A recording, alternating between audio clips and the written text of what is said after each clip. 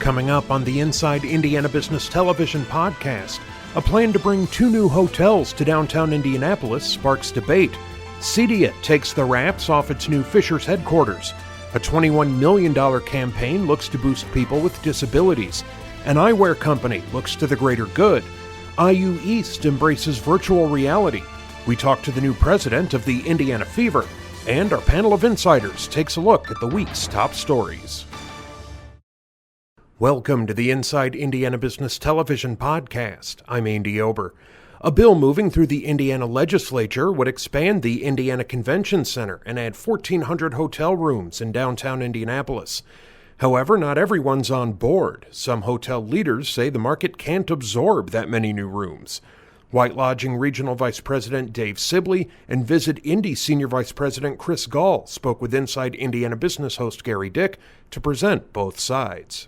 Let's talk about the opposition that you and some other hoteliers have to this plan. It would expand rooms downtown by about 1,400 rooms. 2 Hilton-branded hotels would be a part of that package.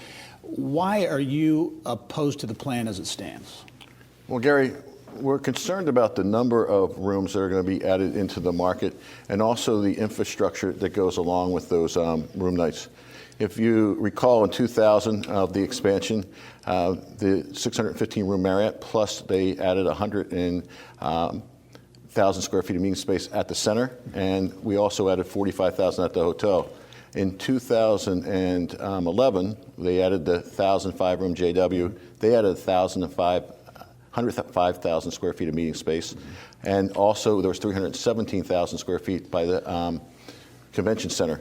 Today, what they're proposing for 2023 is that they're only going to add 80,000 square feet of meeting center at the center, and that the hotel for 1,414 rooms is going to have 0, and they're going to have to lease that and share that under certain conditions. So you feel as though there's not enough corresponding expansion in the convention center to offset or to that influx or increase in hotel? We think there's way too many hotel rooms to begin with. If you look from 2012 to 2018, there was 5.5% growth in the market. So we added 364 rooms downtown.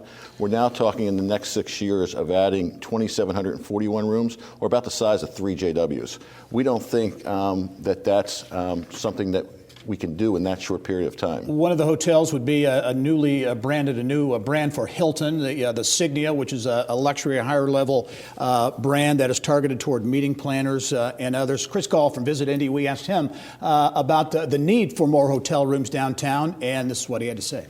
But it's not just about retaining conventions.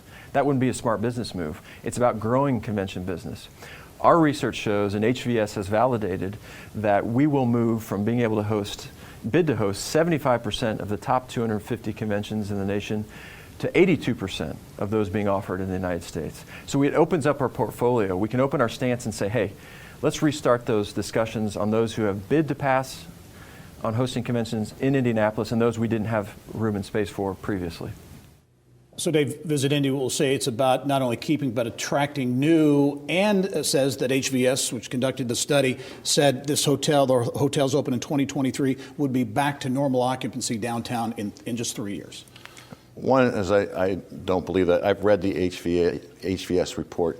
I also, in there, it said that, for a convention hotels of that size, they should have 80 to 100 square feet of meeting space per guest room. And what we're seeing is that there's only 56 square feet of meeting space, and they have to share that with the convention center. And that they're predominantly going to take, only 51% of their business is going to come from group, where the JW has 70%, and they don't have the space to control that. They're going to go after the business traveler downtown and take away from other hotels. We're not expanding the market. So as we wrap up here, what do you want to see? What do you want to see happen here? The hotel owners would like to come to the table and meet with the Pacers, the city, CIB, Visit Indy, and what can we come up with is the best solution to solve everyone's problems. We want to make everyone a winner.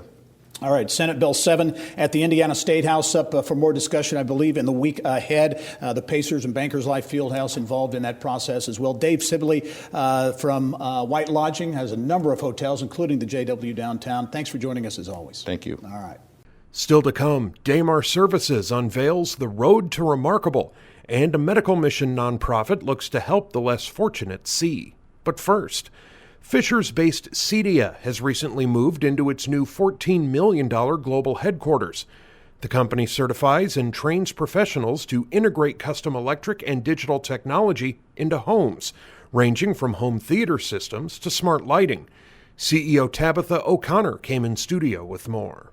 Let's talk about CEDIA, an acronym for an organization that, again, has been around 30 years now. Give us the thumbnail description of what the organization is all about. So we're a global industry organization. We represent companies who design, manufacture, install technology for the home. We, like you said, represent 3,700 member companies in 71 countries. Yeah. And we get to think about smart home. You think about motorized screens, you think about home technology. You think about the changes in that industry, since 1989, but probably, as we were talking off camera, just since last week. It's an evolving industry. I would assume that puts the onus on you as an organization when it comes to representing organizations and training and all those types of things. It does. And as I was telling you, it can be a double-edged sword. It's an exciting industry. You get to evolve and change with the industry, but you also have to stay in front of it. That's where CEDIA, the organization, comes into play with our training. Well, let's talk about, you say, staying in front of it, cutting edge.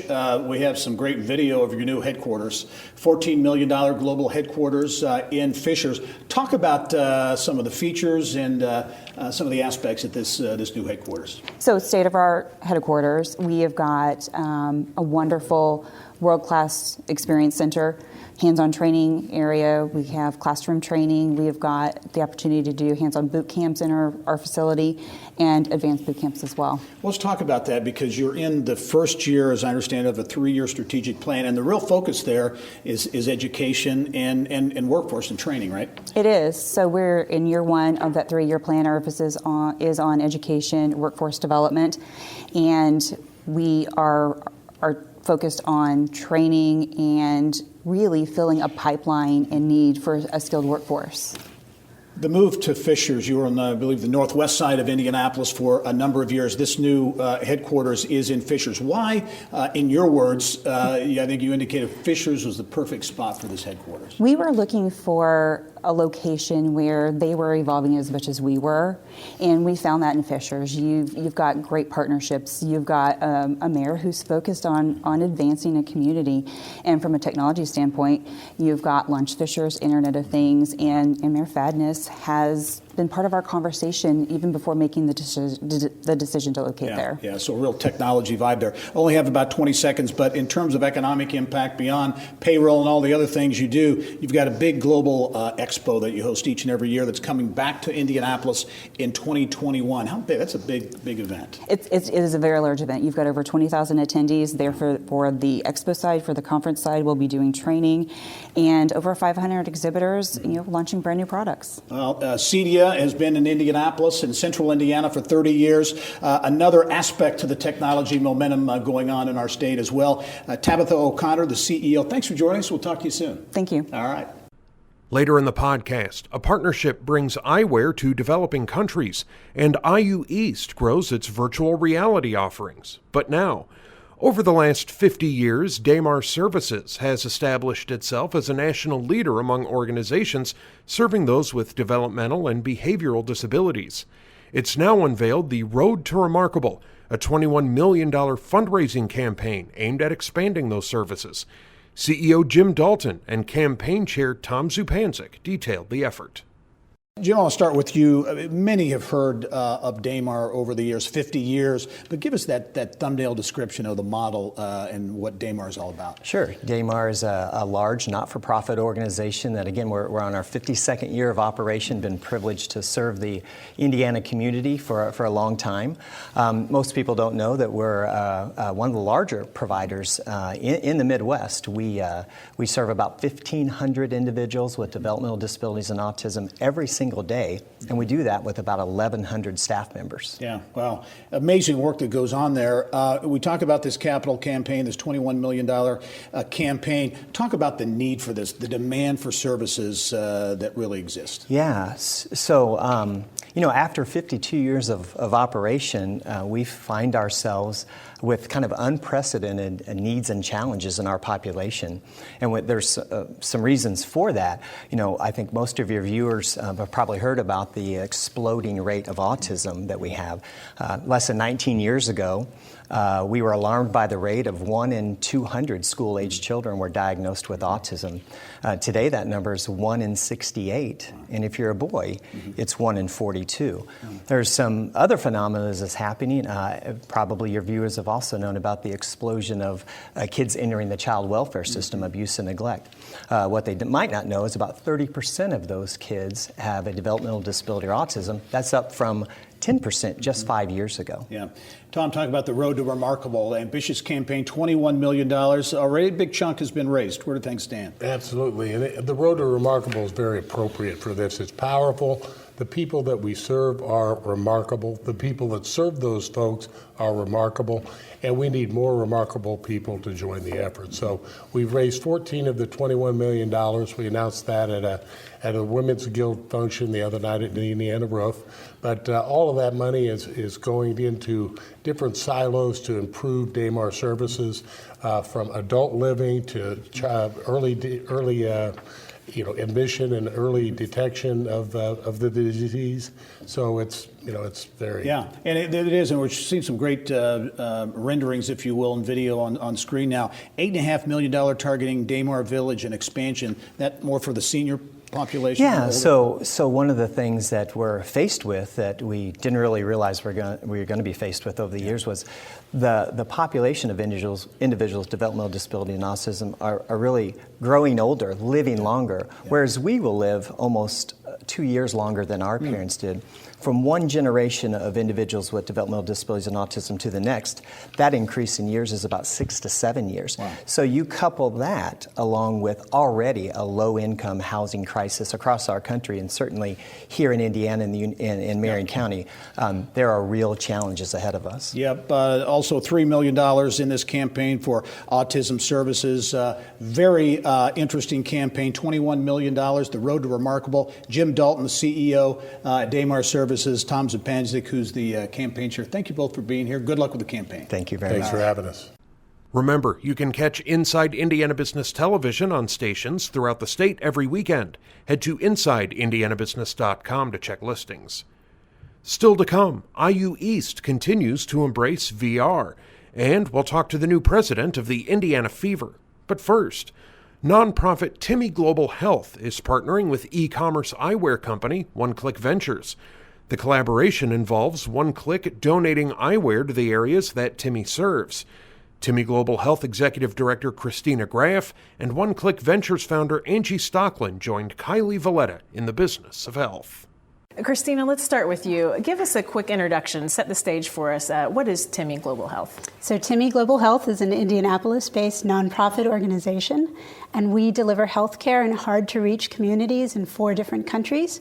We also partner with students across the country, and we engage them in the movement for global health equity. Okay, and Angie, One Click Ventures, you're an eyewear e-tailer in Greenwood. Tell us why your company wanted to be involved with Timmy Global Health and what eyewear you're providing. Sure. So One Click's mission is to be the world's most people-focused eyewear company. And about 5 years ago, we were looking to expand on that mission. So for us, people includes customers, team members, and community. And so we thought that we could do good in the community by giving our eyewear to someone who could do even better things with it. We went through a whole list of partners, potential partners, and Timmy Global Health stood up at the top. They were a local partner that had a global impact, and we loved that they didn't have a consistent eyewear partner, so we could be that partner for them. So since 2015, we've been able to donate about 25,000 readers and sunglasses for them to take on their medical trips. And these eyeglasses really are life-changing for the people there in the countries you visit. Tell us about that. So the eyewear is absolutely life-changing. One example is the Timmy Reader, which are what we would call reading glasses here, but really they're for anyone who's losing their vision for things that they see up close. So an example would be an elderly woman who makes her livelihood by sewing. If she can't see anymore to sew, she can't earn an income and care for herself or her family. So these glasses enable her to keep taking care of the people around her as well as herself. Another example, the sunglasses are helpful in protecting many of our patients who are agricultural workers. When they're out in the field, they may get lots of dust that comes into their eyes from the work that they do. That dust can cause serious infections, and so now they have protection just through sunglasses. It amounts to about 1 in every 8 patients of the 18,000 patients we'd see in 2018 was leaving with a pair of either readers or sunglasses. Those are impressive numbers. Yeah. And you hope this work somehow translates to work back here, closer to home, right? Yes. Tell us about that. Well, we take our volunteers, who are both medical volunteers and students, to communities that are far away where people lack access to healthcare. But in fact, anybody you ask could tell you that people around the block also sometimes face difficulty accessing health care. So part of our vision is ensuring that our volunteers make the connection between people's difficulties accessing health care far away, bring that back and make that connection here at home so that they can get engaged in their local communities, as all Timmy students already do. And Angie, you were recently acquired. You guys started so small, and just tell us quickly how that's impacted your business. Yeah, so we started with just 2 of us, me and my partner Randy, in our home, and we've grown to about 80 people at this point in time. And as Christina was just talking about the mission trips, we love spreading happiness throughout our communities, and we've actually been able to send a couple of our team members on those mission trips with them, medical trips with them. And so it's been really fun to watch the company grow. And now that we have a partner in Foster Grant or FGX International, we're really excited to see where we can take it from there. Great. And just a few seconds left, Christina. How can people help if they want to volunteer or other events you have coming up? So we are always looking for medical volunteers first and foremost. Doctors, nurses, pharmacists, physician assistants are eagerly welcomed on our trips. We go about 40 times a year. And we have our annual gala coming up on the evening of March 22nd, and we would love for people to come and engage and learn more about Timmy. All right, such a great team effort, a good mission that you're both working on, so good luck moving forward. Thank you. Later in the podcast, the new president of the Indiana Fever details her vision, and we get perspective on the top stories of the week from our panel of insiders. But now, IU East has been using virtual reality with students and researchers for years. In January, the school opened a VR room on campus with 10 stations open to all students. Professor Tim Scales talked about the tech and its benefits in our Ion Education segment. As we were talking off camera, you said this really started on the campus with students introducing it to you, in a sense, right? Correct. I was in conversation with them, and they asked me about my experience with VR, and I really didn't have any. And so I was able to reach out and get a small grant and bring a unit to campus to start doing a little bit of research, finding out what it is. So when I brought the first unit to my office for the research purposes, students would come in, they would show me how to use it and show me its purpose. Yeah, and while we're looking at some of the video now of students engaging in some of the virtual reality with the headsets, because this is advanced, there are 10 units, I think, so you actually have a lab, a virtual reality lab on campus. Talk about what goes on in there. Sure. So a variety of things. We have some students that may be between classes will come and utilize the lab. At other times, like last week, we had a team, our soccer team, came in and used it as a team building. And so they work with each other and help each other, and then we can even make it competition. Because one unit can play against the other. And we do have 10 units in there, so now pretty much we'll have 20 students in there at a time helping each other and showing each other around, and it's really a great way to engage the students. Oh, you talk about competition, and there's a ping pong story as well using 3D printing, so another technology where students are getting hands-on experience in this realm is ping pong. That's correct. In the Center for Entrepreneurship, we have a 3D printer as well as a wood carving, which takes 3D design and carves it out of wood. And a couple of years ago, when we brought that in, I asked students to think about ping pong paddles. Could we make those? And they said, of course, but they didn't. Now, in January, I brought an intern in from the high school, and he's in my office each day, Jake Miller. And what Jake did was he said, Tim, I want to do this. So he created the design and started carving them out. And he's made all these ping pong paddles, but he makes them out of triangles, squares, as well as circles. Yeah. And he created a ping pong tournament. We had 10 players. And to be honest with you, Jake was probably the 5th ranked, but he won the tournament. Because he probably worked at it, probably practiced a little practiced, harder. exactly. Gotcha. We'll also touch on a stock market simulation that is very popular there too. Oh, I so enjoy that simulation because we started in 2013, and at that time I was noticing a lot of students would come in and they would share stories, but they really weren't productive. And I got students to start talking about business. They would come in and ask about businesses, what I thought about business. I'd have them research the business and tell me, is it a good investment or not, and why? And now they go and they invest in the simulation, and they can find out exactly if they had it right or not. Yeah. And one other aspect using technology, and that's in TV, what's so-called green screen technology, right? You have a business show that's been on the air for a long time, 13 years. That's correct. And utilize that kind of technology we're looking at on screen right now. That's correct. What we do is we start with a green screen and we bring people to the studio, and it doesn't really look nice at all. And we sit there and we interview. And then we come out of the studio, we have a beautiful stage. We're sitting on a nice set. And it's really fun. We've had a lot of people in the community now ask if they can come out and get their photo on set. And it's a great way to just kind of, do you enhance see things. this, as we wrap up, do you see this advancing in terms of technology, whether it's VR or other new technologies really growing on campus? It is, and I can tell you, even in the research side for professors, like the Academy of Business Research now has gotten very involved with some of the VR stuff that I bring. And so even for the research as well as the student development. Very good. Tim Scales, professor at Indiana University East, really engaging students from a technology standpoint. Tim, great story. Thanks for joining us. Thanks for having me. All right. Still to come, our panel of insiders weighs in on the state's top stories. But first, former WGU Indiana Chancellor Allison Barber has a new job. She's been named president of the Indiana Fever. Former Fever star Tamika Catchings is also coming on as vice president of basketball operations. Barber joined Bill Benner for Inside Indiana Sports. Going from a background in education, marketing, communication, and now you're stepping into the business side of basketball. How will all that kind of translate, Allison? I'm enthusiastic and honored to be in this role. I'm so grateful to Kelly and the team for the foundation they've built for the Fever. 20th season, how exciting is that? We have loyal fans, we have a strong team, and to be shoulder to shoulder with Indiana legend Tamika Catchings as our new Vice President of Basketball Operations is just an honor, and I think we're going to have a great season. Yeah, and of course, Pokey Chapman remains coach, general manager, and Tamika now elevated to basketball operations. Yeah. That's a pretty potent triumvirate that you have there. It is, and we've spent some time together, and we're going to focus on some specific things in our city and our state, Bill. We're going to make sure that kids who want to play basketball have the chance to play basketball, and we're going to build our fan base across the state through our commitment and our competitive spirit. We got to win games, and we're going to. And then our contribution. The Fever have this long legacy of giving back to the community in really important ways.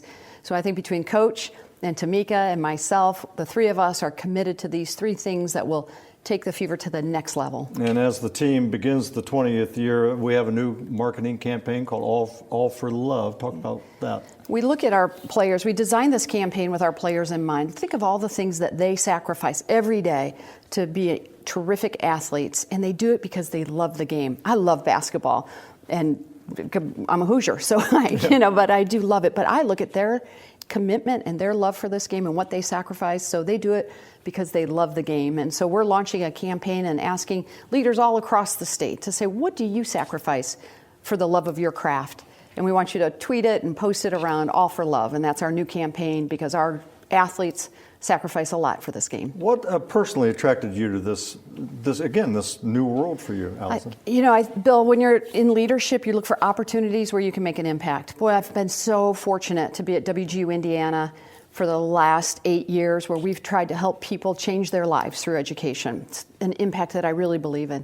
And now I look at coming to this amazing franchise and working with the team at Pacers Sports and Entertainment, a great group of people who are committed to providing great entertainment, sports, and just an opportunity to lead in the city. As we wrap up, Gary mentioned in the tease, you've come from the White House, the Bankers Life Fieldhouse. What was your role at the White House? I helped develop the first Office of Global Communication for the White House, which meant I traveled to Iraq several times. So when people say it's good to be back home again in Indiana, yes, it is. It really is. Well, Dr. Allison Barber, again, new president and COO of the Indiana Fever, congratulations. And finally, our insiders weigh in on Indiana's top business stories. This week's panel includes Mike Harmless with Harmless Consulting, Krieg DeVault partner Deborah Daniels, and Short Strategy Group CEO Frank Short. We'll start with what was our top story this week. Frank, new hotels, big news. 2 Hilton branded hotels will be going in, or planned for downtown Indianapolis with an expansion of the convention center. And some hoteliers, White Lodging, which has the JW Marriott as well as others, are raising a bit of a fuss right now, saying there are too many rooms coming on and not enough convention space to offset. They think it's going to be bad for business of the existing hotels. Well, you know, the CIB and Visit Indy used the same process that they used in 2004 prior to expanding the convention center and bringing on the JW. There was anxiety on the part of the other hoteliers who were here then. You know, within a couple of years of opening up, convention business picked up, sold. Everybody's above 70% again. So it's a cycle. You know, Visit Indy wouldn't be promoting this concept unless there was a need for it. You know what I mean? Plus, the other thing that I think is important to look at, you know, we've had Marriott. We're a big Marriott city, which is great. #1 hotel chain in the world. They do a great job. But now we got Hilton coming in with a significant presence. We're going to have the #1 and the #2 hotel chains both selling Indianapolis. And the thing I think that's more telling than anything that proves we're ready for it is Hilton's only investing in 3 cities with this new CEDIA brand: Atlanta, Orlando, and Indianapolis. Of course, Indianapolis being the best of those 3. But, so I think there'll be some anxiety. I think the study proves it, that it'll work out, and I think it'll be a great day. But, you know, everybody has concerns because I got mine. Why should you get yours? Yeah. Deborah, does this go anywhere you think? It's Senate Bill 7. It also includes improvements at Bankers Life Fieldhouse to keep the Pacers, an extension for the Pacers, and some other things too, and includes these new hotels. Well, I think it's critically important, you know, and as Frank said, we've done this before in terms of, you kind of have to have the hotels before you can get the growth in the convention business. And once you get the growth in the convention business, and at the same time, we've got to continue upgrading Bankers Life. You know, we've got to continue upgrading our venues, our sports venues, so that people keep coming. Yeah. It's very important. To stay that sports, quote unquote, sports capital, it's not an inexpensive proposition. Correct. Yeah, I mean, Hoosier values are conservative values. We're not going to jump off, you know, the boat and take some real risky. I just think Chris Gall and the team over there, they're very conservative, they're very thoughtful, and they really do a great job. So I'm excited about it because I like Hilton properties as well. Yeah, another big project, one of the biggest projects in decades was it's not new now, I still consider it new, the Indianapolis International Airport, which this week was honored for, I think, the 7th consecutive year. 7 and 8th overall. 8 out of 9. 9 years. Best airport in North America. They just keep raking in the honors. Well, again, that's another example of, you know, Hoosier values. We built an airport. It's the first post-9/11 airport built in this country. I have friends that come to town, they go, what a great airport, easy to get around. You know, Mario Rodriguez and his team out there does a great job. More flights added. I think, you know, we were talking earlier before the, you know, transatlantic flights, direct flights to Paris. That flight's filled every day that it flies, I hear. So, you know, they just do a great job. Customer service, the internet, you don't need a password. You go in the airport and you got live Wi-Fi. I mean, they're innovative every day. They're changing up some of the shops to make it more local, give it a more local flavor. So this is a lot like this is a lot like what we were just talking about. You know, you just got to keep upgrading and stay on the top edge. You know, you've really got to stay ahead of the game, and that's what they're doing at the airport. And you, Deborah, you mentioned too before we started, this is the number of nonstops that have been added to some key markets. You know, adding to San Francisco and Seattle, the West Coast, and other key markets. Yeah, I think one of the big stories of this week is that they announced that the international flights out of Indianapolis are up 77%, and to the West Coast up something like 44, 45%. Incredible. Yeah. Mario Andretti, kind of helped put Indianapolis on the map in the old days.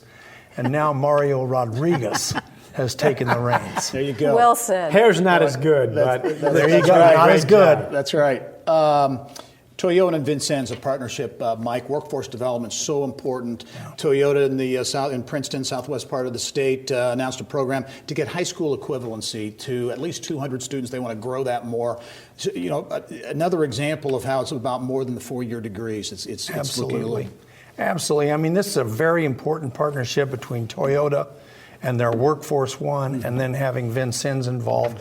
There are a lot of young people who didn't finish their high school degrees. They've got to get that done first before they can get an associate's degree at Ivy Tech or Vincennes, and then maybe even move on to a 4-year education. But I think this is the community, the university, Toyota investing in their future workforce. Yep. Changing of the guard, if you will, at the WNBA's Indiana Fever here in Indianapolis. A new president of the franchise, someone we know well here at Inside Indiana Business, Dr. Allison Barber, who is at WGU Indiana, now steps into this role to lead the franchise. This is really exciting. I think that both Allison and Tamika are inspired choices. Allison will bring so much energy and innovation, as she did with WGU. If you watched, which you have, the growth of WGU since she took it over when it first came to Indiana. And then you imagine what she can do over there with the Fever. And then you take Tamika and add her to that mix. And as she said in their news conference, and we are going to win another championship. Yeah. And I absolutely believe that's good. And Tamika stepping in, returning to the Fever as VP basketball operations. So it will be, I think, an interesting, dynamic 1-2 punch, if you will. Absolutely. Absolutely. Yep. Moving on, we have the Indiana University Research and Technology Corporation, IURTC, the technology and innovation focused unit at Indiana University, announcing they're going to put put space into Electric Works in Fort Wayne, that $400+ million innovation district in Fort Wayne. Yeah, I mean, this, you hear me say it all the time, but cities that have had great mayors for a long time. Paul Helmke was a great mayor. Graham Richard was a great mayor. Tom Henry is a great mayor. And they're providing the leadership and investing in the downtown. Downtown Fort Wayne is amazing now. It's on fire. This is a big lift. This is a big project. Huge. And they're getting tenants, but it's so congratulations to all the mayors that provided the leadership. Yeah. Another note this week, another one of the many local breweries, Daredevil Brewing, is growing. They're going into the Bottle Works project, which is the old Coca-Cola bottling plant here in Indianapolis. Another massive project along Mass Ave that'll transform that area as well. Yeah, and I think this is their third location. They have one up at Ironworks on the north side. So they've tested their product, they're there. And I think you're right. The Bottle Works project is going to be so transformative and like nothing we've ever seen. There's so much going on around the city everywhere. Yeah. And I think, again, and in this city, we talk about great mayors going back to Lugar and Hudnut and Goldsmith Absolutely. and Peterson and, Everybody back, Ballard and everybody. So we've had that continuous streak for 40, 50 years, and that makes a difference. That when these projects come up, Deborah was talking about, things moving forward and staying on top of it. This city has managed to stay on top of it because of great mayors. So, Mike, absolutely, to your point, absolutely, and everywhere in the country. And you mentioned Ironworks on the north side, Hendricks Commercial Properties, which is the developer of Ironworks and Bottle Works, Wisconsin company, a family-owned company, investing in total $500+ million. So that says something about Indianapolis and their conviction about what Indianapolis is as a market. I think they see us as a great investment, and they're right.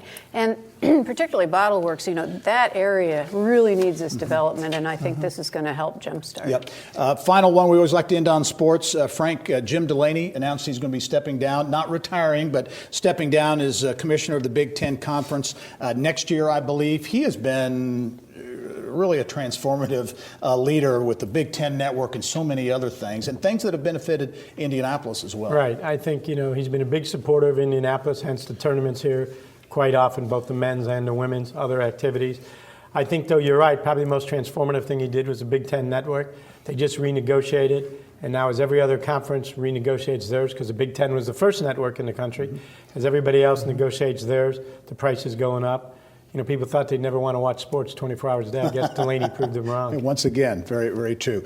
Great Insiders panel this week. Frank Short, Deborah Daniels, Mike Harmless.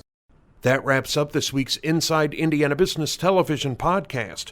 Remember, you can find all of this week's TV segments, as well as the top business news from throughout the state at InsideIndianaBusiness.com. While you're there, you can also subscribe to our platform of free e-newsletters. This is Andy Ober for Inside Indiana Business.